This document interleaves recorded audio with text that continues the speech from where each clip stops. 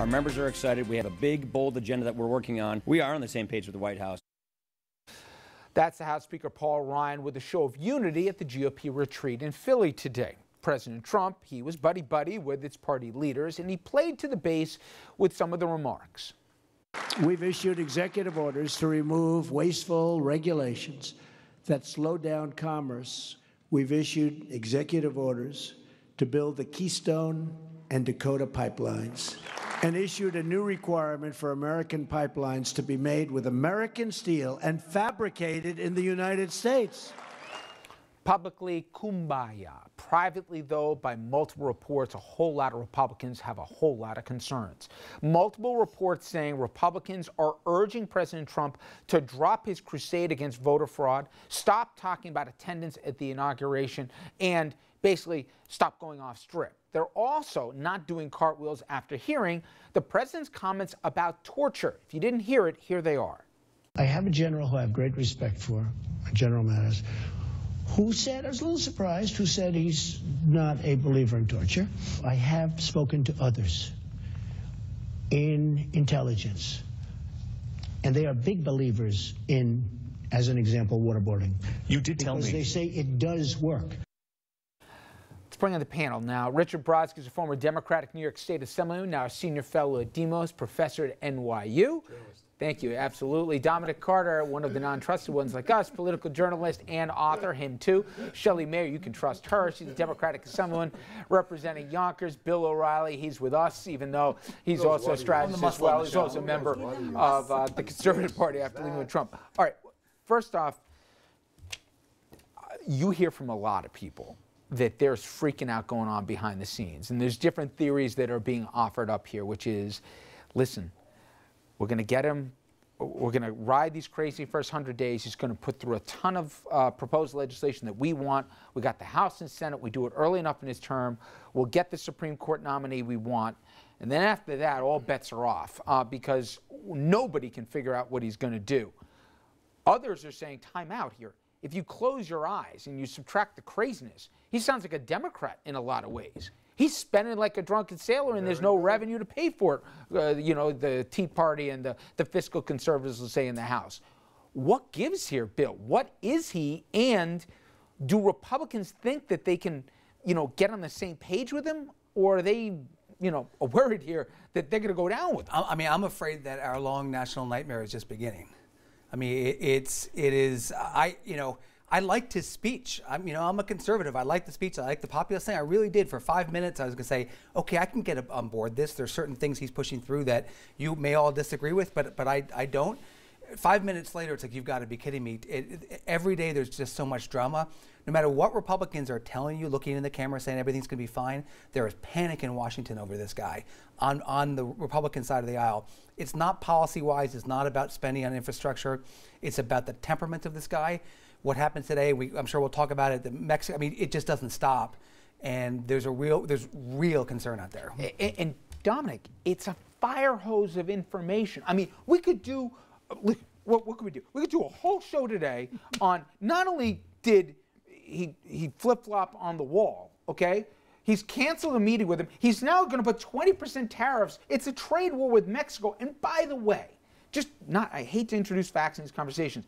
The primary source of cement that we build stuff is a Mexican firm that we've all been... Okay, anyway, I'm going down that rabbit hole. Then he says what he's saying. The State Department, what's going on over there. The Republicans trying to keep him under control. We're hearing reports, not confirmed, that Priebus has all but had it, and it's day 5 right now. Anybody who thinks there's a method to this madness is crazy. There isn't, Richard. There's no political strategy. Brodsky can't even think there's a method. Mr. Brodsky can't even, I'm being sarcastic, cannot even think there's a method to the madness. As I have said on this show, Richard, and I was the guy that said, give him a shot.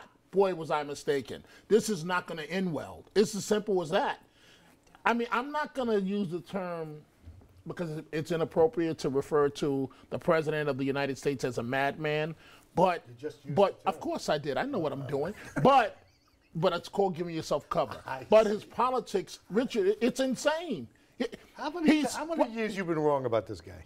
I've been right about He was more I'm worried not. about him. Yeah, I won't even dignify that with a response. We got a lot to get into, but I got Richard, he's trying to kill the press. I just want to say that he is going to destroy the press. You want this change? This is what change looks like. This is not change. This is destroying America. Okay, let me tell you the one thing.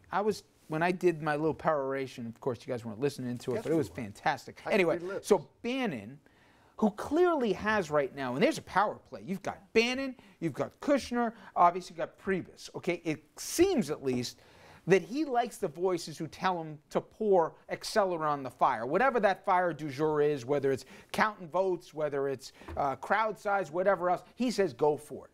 It worked in the general, to Dominic's point, but this is what Bannon said less than 2 years ago, people, okay? He said, again, Bannon's own words, I'm a Leninist. Lenin wanted to destroy the state, and that's my goal too. I want to bring everything crashing down. If you start from that premise, Rich, and you have a guy who's beholden to neither party, so there's no political calculations he has to make. It's all visceral. The first victim of Trump will be Ryan. He's going to come up with an infrastructure program that the hard right can't accept. He's going to protect the core of Obamacare. He's going to take trade positions that are consistent with what the unions and the left have been asking for. And all this hoo-ha about his lies, which they are, about his craziness, which it is, with his insults, which they are, is going to be eating up the elite class, while on the fundamental issues of economic, healthcare and all that, he's going to be making inroads with voters and in policies that even people like Shelley Mayer are going to have to at some point say, not so bad. This is why I disagree with him, 100%. I disagree, and I think it's very unjust for us to sit here, and it's okay for you who are journalists to sort of talk. Come in my district, and they're not elite people. Come to Southwest Yonkers and talk to people who are panic-stricken over what happened yesterday about what he said about immigration. In the Muslim community in Yonkers, fearful. These people are not the elites. They are ordinary working people who are here, who don't think it's humorous, who don't take it lightly, who, yes, they care about their health care. They are afraid of this man, what he represents for America, the fact he's turned his back on the decency with which people treat each other, and it's created this ugly climate. There is a tremendous feeling of hostility and fear, and we're leaving it out of the equation, and I think it's a mistake. And I think you're right, but I think there's something different. I cannot remember, at least on the national level, a personal promise that didn't have principle. Maybe you didn't agree with it, but there was a principle attached to what they believed because they had a core. For a minute, Richard, I believe that he thinks, hey, you see a bunch of guys in hard hats building bridges, roads, and whatever else. I'm going to get political cover for that. I'm going to get credit. I believe we need infrastructure in this country. Don't get me wrong. But then the Republicans can say, time out a second here.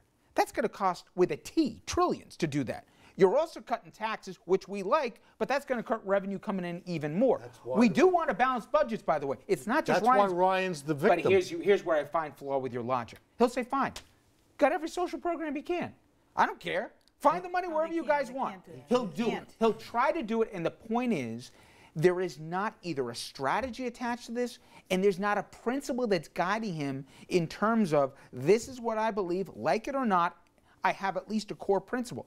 Look, he's trading the Supreme Court seat not out of any guiding thing in terms of what he wants out of a justice. This is a political chip to play. I mean, I think Richard makes a very interesting argument, and I think there's something to it. But what really concerns me the most is in a period of a few hours, he could throw away or jeopardize a national relationship with a sovereign country on our southern border. These are our cousins. This is Mexico. Care. I mean, it just been a 20% tariff. That puts us within the order of Iran on tariffs. He is rethinking the economic truths and the political truths about trade. China will be in Mexico. China will be in Mexico in 6 months. I think China will say, "You need some help with those roads. We'll come in and help you." He's wrong, but you want to change. The country want to change. But Richard, the problem is mathematically, forget ethically, morally, mathematically, the trade policies that he's talking about right now will not benefit the average American. Sure, you'll find some carriers, you'll find a few things. I'm not even minimizing. I think politically, optically, it's genius to find some of these. But what he's doing now will not help the bottom line more than it will harm. Globalization writ large took American jobs paying $40 an hour and moved them to countries where they're paying $12 an hour. Agree. Okay? We all agree. That's not Mexico's fault. It's not. It's not a matter of. Then whose leaving out fault is it? automation, The by the way. United I'm saying States? we're punishing Mexico because they have Then lower whose wage fault rates. was it? I'm saying you're giving a Whose 20% tariff. fault was But it? none of this is Our going to matter, president, Dominic. You know our why? It's a president. free And that's market. what But he's look trying to at do. it. None You're of this- underestimating But you him. know why none of this is going to matter? There is no discipline out of this White House. There's no messaging. And as a result, I guarantee you, and I'll take bets with anybody, there's going to be stuff that's going to leak. Not a year from now, not 6 months from now. Within the next 60 days, there will be 2 to 3 hugely juicy stories that will divert everything from where he goes. And then Republicans nationally are going to have to figure out if they still want to stand with him. For crying out loud, Julian Assange is willing to pay now if somebody will leak his returns. You don't think this stuff's going to... Doesn't matter. Of course it matters, Richard. People care about- Richard. Learn the Let's lesson. cut through all the nonsense. The campaign was a joke. Everybody laughed. Donald Trump. Yeah. Look at this guy. The apprentice. Money. And then opening of the show. Everybody thought it was funny. The American people. Then learn the lesson. The American people. Change. Learn the lesson. Richard, read my lips. This is not going to end well. It's not going to end well for America. And you act like he's got a mandate. Yeah, he thinks it's a joke. He doesn't have a mandate. I oppose Richard, what a he's doing. mandate- a mandate. I oppose the lies and the He's insults. unifying the American people There's against also him. 3.5 million less of the populace. He's got an approval rating of Guys, 40%. You've been wrong, you people. No. All right. Let him Let's just cover. get that last line. All right, when we come back, I want to pivot to a big regional issue here, and that is the closure of Indian Point. The plant has always been, the nuclear plant, controversial, but it'll also have a major impact in our area. We are live at another town meeting where residents will be weighing in. We'll get answers, and our guests will help us break down the map.